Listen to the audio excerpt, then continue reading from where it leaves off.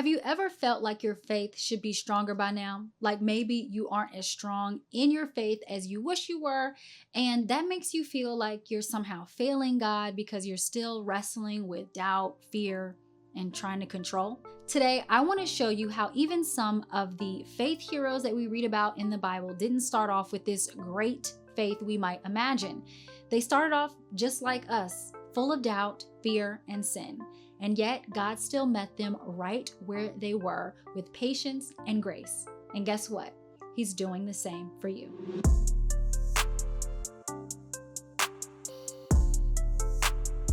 There have been so many times in my own life where I felt this pressure to be some great faith warrior, especially with the work that I do. When people know about the faith that you have, you can probably feel this same pressure to live up to it.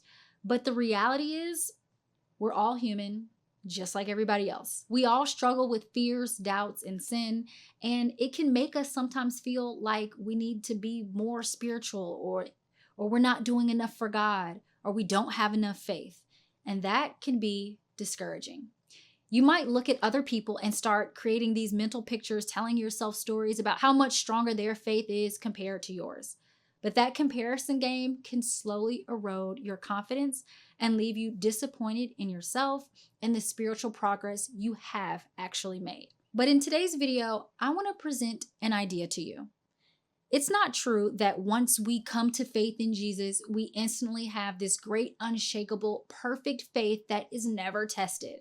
The truth is, faith is a journey. It's something we continue to grow into. It's a process that strengthens along the way. And in that journey, we need to offer ourselves the same grace that God gives us, knowing that we don't always get it right, but we're getting better every step of the way. I want to encourage you to remember that God is patient with us, and it's time for us to give ourselves some patience as well. The Bible tells us in James that we should be constantly adding to our faith and strengthening ourselves in spiritual things so that we can grow. Maturity and spiritual growth don't happen overnight, just like you wouldn't plant a seed and expect it to sprout the very next day. It takes time. And the same is true for your faith in God and your relationship with Him. It's a journey that takes time to grow. So today I want to share with you 3 ways that if you're patient enough, you'll see faith grow over time. My hope is that as you hear these 3 ways, you'll realize that some of them are already happening in your own life, and that recognition will encourage you to keep going. First, as we grow our faith, we will see us mature from doubt to dependence. And we see this so clearly in the life of Moses. Moses was a Hebrew born in Egypt, and his mother saved his life by placing him in a basket and sending him down the Nile River, because at that time the Pharaoh was killing all of the baby boys that were Hebrew. In that river, he was found by Pharaoh's daughter, who adopted him. So although Moses was Hebrew, born to slaves, he actually grew up in Egyptian royalty. Long story short, he ends up killing an Egyptian who was assaulting a Hebrew slave. And when the Pharaoh found out about it, he wanted to kill him, so Moses ran away. There was a lot of shame, a lot of identity crisis in that moment. But then God comes to Moses and calls Moses back to Egypt because he's going to rescue his people from slavery. Now, if you know this story, you know that Moses is full of doubt. He says things like, well, why would people listen to me? And I'm not a good speaker. And he just comes up with excuse after excuse, filled with insecurity and fear and doubt. Now, this is his origin story, and I love a good origin story. When we look at the beginning of so many people of faith in the Bible, of the beginning of their stories, we find the same thing: a lot of doubt, a lot of struggle, and lack of faith. But here's the beautiful part. It doesn't stay that way. Throughout Moses' journey, we see God's faithfulness over and over again. By the time we get to Exodus chapter 33, verse 15, God has fulfilled his promise to deliver the Israelites out of Egyptian slavery. Now they find themselves wandering in the wilderness in a time of need.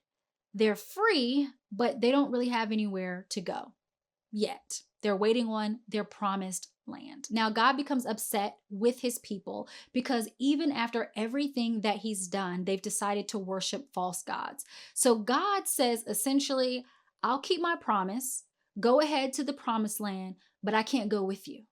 And Moses is like, hold on 1 second, okay?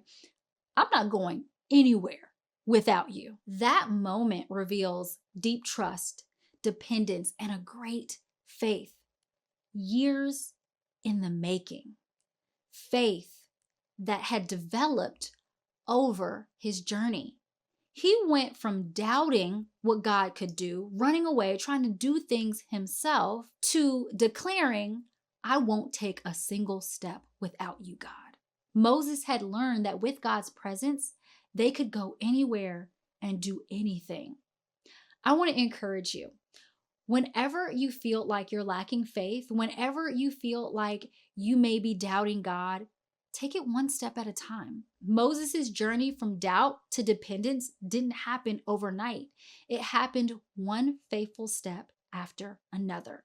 Instead of trying to figure out the big leap of faith you need to take 10 years from now, ask yourself, what do I need to do today? What is God calling me to do right now? In this moment, how can you trust him to feed your spirit with the truth of his faithfulness and let that seed of faith grow over time? The next way our faith grows is from control to surrender. Now, ladies, we might not want to admit it, but we like to be in control. We want to protect ourselves. We want to preserve ourselves. And we think nobody can do it better than us. So we hold on tight to control. But here's the thing, that drive for control often reveals a hidden lack of faith. We see this with Abraham and Sarah in Genesis. God promised Abraham that he would be the father of many nations. But here's the problem. He was already very old. He didn't have any children yet, and his wife was barren. So God gives them this promise with no visible evidence that it could ever happen. They believed God, but they didn't fully trust him to do it on his own. So they decide to help God out. Sarah tells Abraham to sleep with her maidservant Hagar and have a child together. And that's how they thought God's promise would come to pass. That's control. And how many of you know that that did not work out well? Just like when we try to take control in our own lives, it usually makes things worse, not better, because our way is never better than God's way. And the sooner that we realize that, the sooner we can stop getting in his way and stalling our own progress on our faith journeys. So Abraham and Sarah arrange for him to sleep with Hagar. They have a child, and it causes all kinds of family drama, abuse, toxicity. It's wild, okay? Read the story for yourself. But that's what happens when we try to take control away from God. God eventually fulfills his promise to Abraham, and he has his promised son, Isaac. But years later, God calls Abraham to sacrifice his promised son, Isaac, a beautiful foreshadowing of how God would one day sacrifice his son Jesus for us. But in this moment, Abraham completely surrenders to God. This is the same man who once lied and said that Sarah was his sister because he was afraid that he would be killed by someone trying to get with her. That's control. This is the same man who slept with Hagar to try to help God speed up his plan. That's control. But this time, when God asked him to do the unthinkable, sacrifice his son, Abraham didn't try to control the situation. He could have run away. He could have convinced himself that God didn't really say that. He could have come up with a dozen ways to take matters into his own hands. But instead, he surrendered. He did exactly what God called him to do. He prepared to sacrifice his son. And when he did, God provided a ram in the thicket to be a sacrifice instead. It was a test of Abraham's faith, and he passed. How did he go from control to surrender? because he had been taking steps with God all those years before. He learned that control never worked out anyways. He saw again and again that God's way was always the best way. At some point in your spiritual journey, you will come to that same place where you can truly say, you know what, God, your ways really are higher. I'm just going to let you have your way. That's surrender. And that's a sign of a spiritually mature Christian. Maybe you're not there yet, but keep living, keep seeking God, keep trusting him, and I promise you, you will get there. Finally, our faith journey takes us from busy to belief. Here we are going to look at our sister Martha, and oh my goodness, I love Martha. I did an entire Bible study a few years ago called Confessions of a Martha. You can find it exclusively on the Beloved Women app because y'all, I can relate to this woman so much.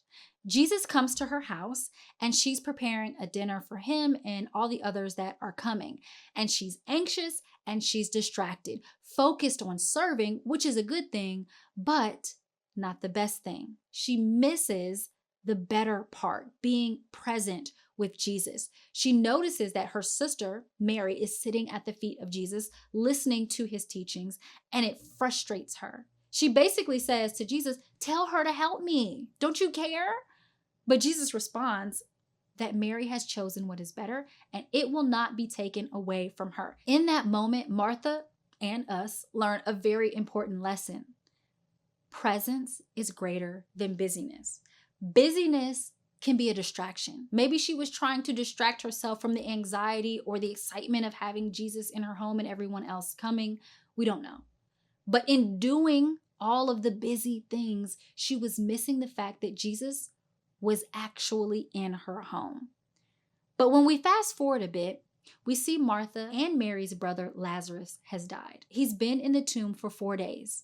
And they called Jesus earlier, but by the time Jesus arrived, Lazarus had already died. And everyone is grieving, and it seems like all hope is gone. But Jesus is about to raise Lazarus from the dead. And even more than that, he's about to make a powerful statement about his identity, that he is the resurrection and the life. And who do you think it was to proclaim this truth about Jesus when asked? It's Martha. This is the same woman who once doubted him, saying, do you care? Now boldly declares, you are the resurrection. She moved from busy distractedness to complete focus and belief in the character and identity of Jesus. And guess what? That type of growth takes time. It doesn't happen overnight. She had walked with Jesus for days, weeks, and months after that moment in her home, and that journey grew her into a powerful woman of faith, one who knew that spiritual growth means choosing presence over performance. It took her time to get there, but she did. And so will you. I want to encourage you that faith many times grows little by little. And that is not a sign of failure. That's how spiritual formation works.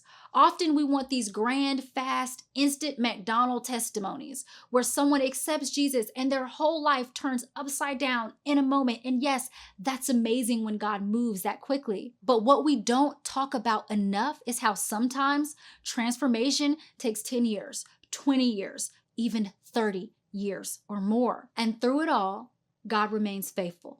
When everyone else turns their back, when everyone else walks away, when everyone else gives up on us, God stays. He keeps working, trusting that change is possible. So I want to encourage you. If God is patient with you, can you be patient with yourself? Don't despise small beginnings or growth that takes time. Your doubts, your delays, your detours, they can all come together to deepen your faith in God. But overcoming doubt and developing the patience to grow your relationship with God doesn't happen in a day. It's a daily walk of replacing the lies doubt feeds us with the truth of God's word. That's why we created the Beloved Women app, to give you daily encouragement through audio devotionals, video Bible studies, prayer guides, and a community of women of faith so that you never grow alone.